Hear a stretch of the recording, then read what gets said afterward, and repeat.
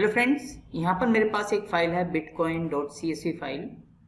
और इसके अंदर क्या है मेरे पास, इसके अंदर बिटकॉइन प्राइस है और कितने डेज में वो इंक्रीज हुआ ये डाटा है। मैं आपको एक बार दिखा देता हूँ। यहाँ पर देखिए, ये बिटकॉइन प्राइस है और कितने डेज के अंदर इसकी ये वैल्यू इंक्रीज हुई, यहाँ पर ये दिया गया है। यानी फर्स्ट डे ये वैल्यू थी और अगर 240 डेज के बाद देखा तो वैल्यू ये हो चुकी थी। ऐसे 417 डेज के बाद ये और 607 के बाद ये, 736 डेज के बाद वैल्यू ये है। अब मान लीजिए मैं प्रेडिक्ट करना चाहता हूँ कि 800 डेज पर अगर मैं कोई अमाउंट इन्वेस्ट करूँ तो वो मेरे लिए फ़ायदेमंद रहेगा या नहीं रहेगा, या बिटकॉइन प्राइस की क्या वैल्यू हो जाएगी। तो इसके लिए हमें क्या करना पड़ेगा, इसके लिए मैं यूज़ करना चाहता हूँ लीनियर रिग्रेशन मॉडल। तो सबसे पहला क्वेश्चन यही आता है कि हमने देखा था स्टेप्स के अंदर, सबसे पहले ये चेक करना होता है कि क्या ये डाटा लीनियर रिग्रेशन के लिए बेटर रहेगा, और अगर रहेगा तो फिर हम लीनियर रिग्रेशन परफॉर्म करेंगे, राइट। और ये पता लगाने के लिए हमने काफ़ी सारे तरीके देखे थे। उनमें से एक तरीका था विजुअल अप्रोच, यानी अगर हम इस डाटा को स्कैटर डायग्राम के थ्रू ड्रॉ करें तो हमें पता लग जाएगा कि हम इस डाटा को यूज़ कर सकते हैं या नहीं कर सकते हैं। तो सबसे पहला काम हम क्या करते हैं, इस डाटा को स्कैटर डायग्राम पर प्लॉट करते हैं। और इसके लिए जुपिटर नोटबुक ओपन करेंगे। तो चलिए जुपिटर नोटबुक ओपन करते हैं।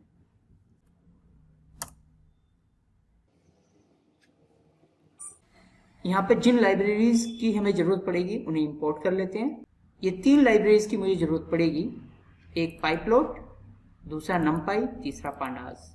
इसके बाद हमें स्कैटर डायग्राम प्लॉट करने के लिए एक्स एक्सिस पे वैल्यू चाहिए और वाई एक्सिस पर वैल्यू चाहिए। तो वैल्यूज कहाँ है हमारी है इस CSV फाइल पे।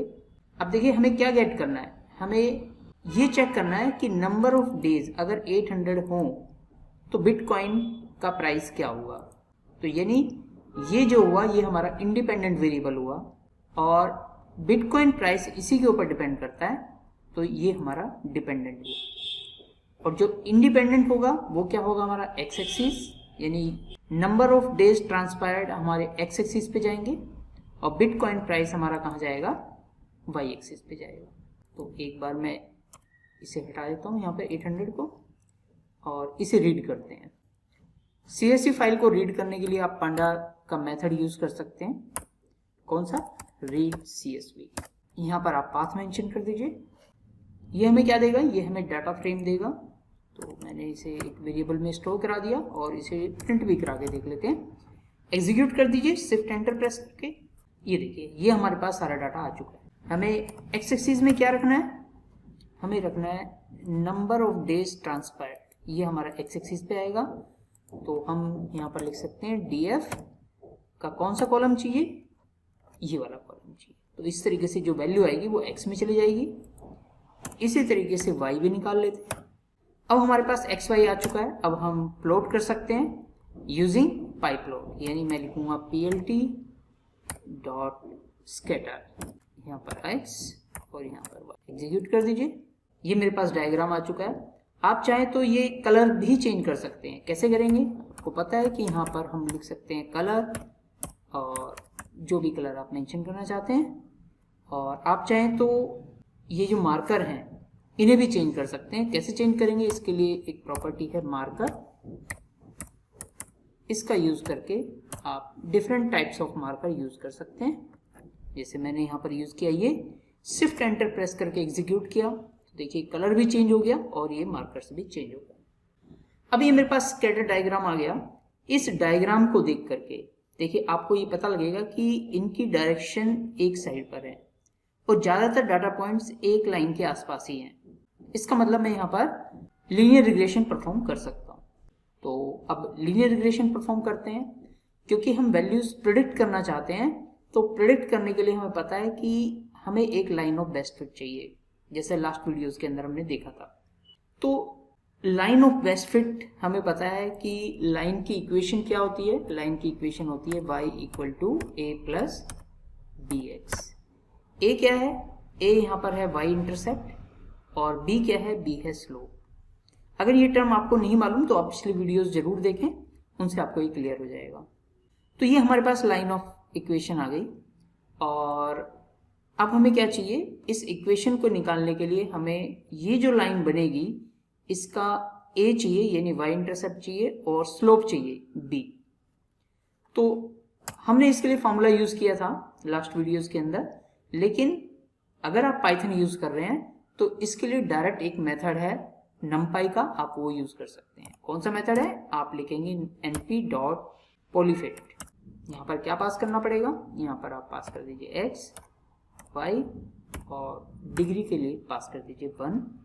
इससे आपको क्या मिल जाएगा, इससे पहली चीज जो मिलेगी वो मिलेगी स्लोप और दूसरी चीज जो मिलेगी वो मिलेगी y इंटरसेप्ट। तो आपको ये ध्यान रखना है कि जो पहला है फर्स्ट एलिमेंट मिलेगा वो स्लोप मिलेगा, इसलिए b को हमने यहाँ पे पहले लिखा और y इंटरसेप्ट बाद में मिलेगा यानी ये a में आएगा। इसका सीक्वेंस का आपने ध्यान रखना है। अब आपके पास ये दोनों चीज आ चुकी हैं, तो यानी लाइन ऑफ बेस्ट फिट अब गेट की जा सकती है। कैसे गेट की जा सकती है हमें पता है, वो निकालेंगे y equal to a plus b हमारे पास निकल ही चुका है इंटू x, राइट। x हमारे पास ऑलरेडी है, लेकिन ये जो y निकलेगा ये y इस वाले y से डिफरेंट होगा। क्यों डिफरेंट होगा, क्योंकि ये जो y है ये लाइन ऑफ बेस्ट फिट का y होगा, यानी वो जो लाइन जो स्ट्रेट जाएगी ये उसके पॉइंट्स हैं, राइट। तो इसलिए, और जबकि ये क्या है, ये एक्चुअल है और ये y कौन से हैं जिनके ऊपर आप एस्टिमेट करेंगे, तो इसका मतलब ये y डिफरेंट होने वाला है, तो मैं इसे y1 से मेंशन कर देता हूँ, राइट। अब हमारे पास a भी आ गया, b भी आ गया और y भी आ गया, तो इसका मतलब हम न्यू y हमारे पास ये है, लाइन ऑफ बेस्ट फिट हमारे पास आ चुकी है। तो इसके अकॉर्डिंग अगर हम डाटा को प्लॉट करें, अब पहले y1 को प्रिंट करा के देख लें। ये देखिए ये हमारे पास सारे डाटा पॉइंट्स आ गए हैं, राइट, जो कि इनसे डिफरेंट होंगे। अब देखिए, अब हमें क्या करना है, हमें एक line of best fit draw करनी है, तो उसके लिए हम pyplot यूज करेंगे और यहाँ पर मेथड है प्लॉट, जहाँ पर हमें क्या चाहिए, x चाहिए और y की जगह अब क्या यूज करेंगे, y1। इसे एग्जीक्यूट कर दीजिए।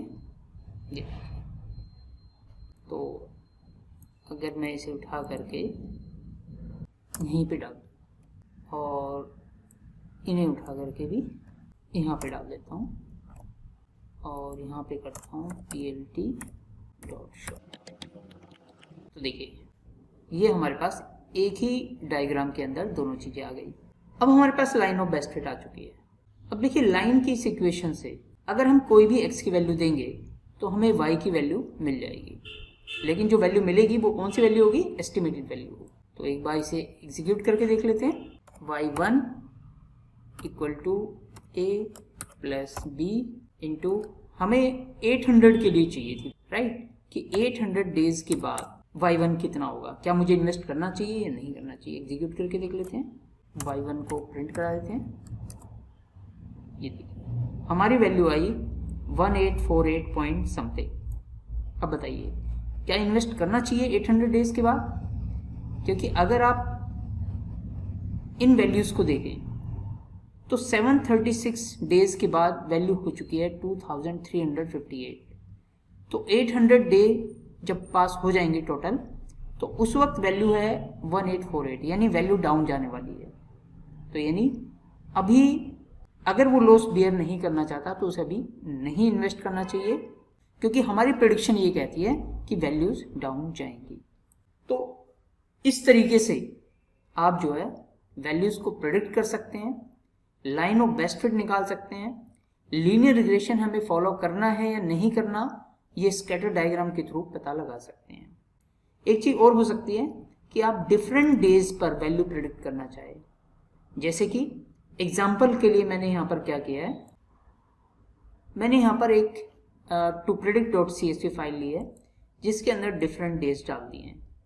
मैं इन सभी डेज के लिए प्रेडिक्ट करना चाहता हूँ। ऐसा भी हो सकता है ये लिस्ट बहुत बड़ी हो, बट एग्जाम्पल को शॉर्ट रखने के लिए मैंने सिर्फ कम वैल्यूज ली हैं। अब मैं चाहता हूँ इन सब वैल्यूज के लिए मैं प्रेडिक्ट करूँ और इसका जो रिजल्ट हो वो किसी दूसरी CSV फाइल के अंदर मैं अपेंड करूँ और वो CSV फाइल मैं अपने सीनियर्स को भेजना चाहता हूँ। तो क्या करेंगे, अब हमारे पास ये जो रिजल्ट है ये सिर्फ एक वैल्यू के लिए है। हमें क्या करना है, बहुत सारी वैल्यूज़ के लिए ये रिजल्ट चाहिए। तो हम क्या करेंगे, अगेन td.read_csv, जैसे CSV फाइल के साथ कर रहे हैं ऐसे एक्सेल फाइल के साथ भी कर सकते हैं। और यहाँ पर मैं वो पाथ मेंशन कर देता हूँ। अब यहाँ से मुझे मिलेगा डाटा फ्रेम, और 800 की जगह मैं ये क्या यूज़ करूँगा, तो अब y1 के अंदर क्या आएगा, पूरा एक एरे आ रहा होगा। एरर आई है, देख लेते हैं एक बार। File name not found, predict की स्पेलिंग गलत है। अब देखिए ये जो वैल्यूज़ आई है हमें ये कहाँ अपेंड करानी है, जो हमारे पास एक्सेल शीट थी, जो हमारे पास CSV फाइल थी, इसमें डेज के साथ हमें एक कॉलम और इंसर्ट कराना है, प्राइस, और हम यहाँ पर ये वैल्यूज इंसर्ट कराना चाहते हैं किस फाइल में, टू predict.csv फाइल। या फिर ऐसा हो सकता है कि आप एक नई फाइल बना दें result.csv, उसमें भी आप करा सकते हैं। तो हम क्या करेंगे, result.csv में ये अपेंड कराएंगे। कैसे कराएंगे, लेट्स सी। हमारे पास डाटा फ्रेम के अंदर सारा रिजल्ट था जिसके अंदर सिर्फ डेज थे, तो हम लिखेंगे df के साथ हमें एक कॉलम और बनाना है, क्या, प्राइस, इक्वल टू क्या चला जाए इसमें, y1। आप चाहें तो डायरेक्ट ये भी लिख सकते हैं, आप डायरेक्ट ये भी लिख सकते हैं। अब हम क्या करेंगे, अगर आप इस df को प्रिंट करा के देखें तो अब देखिए अब दोनों चीज़ इसमें आ चुकी है।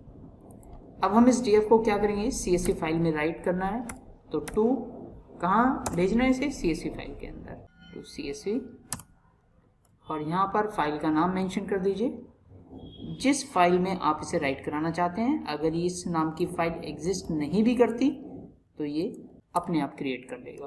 तो मैंने यहाँ पर नाम दे दिया रिजल्ट CSV, एग्जीक्यूट कर दीजिए, दैट्स इट। अब अगर आप जाकर के देखेंगे तो यहाँ पर result.csv फाइल के अंदर आपको ये सारा डाटा मिल चुका होगा, ये देखिए, राइट। तो इस तरीके से आप जो है किसी भी CSV फाइल से डाटा को रीड करके उससे स्कैटर प्लॉट डायग्राम के थ्रू एनालाइज कर सकते हैं, लाइन ऑफ बेस्ट फिट निकाल सकते हैं, ड्रॉ कर सकते हैं, और जो वैल्यूज़ आप प्रिडिक्ट करना चाहते हैं वो भी आप कर सकते हैं, और प्रिडिक्ट करने के बाद उसे किसी दूसरी CSV फाइल में भी राइट करा सकते हैं। आई होप कि इस वीडियो में आपको काफ़ी सारी चीज़ें क्लियर हुई होंगी और ये वीडियो आपके लिए यूज़फुल भी रही होगी। इसी थॉट के साथ इस वीडियो में यहीं तक। All the best, keep watching.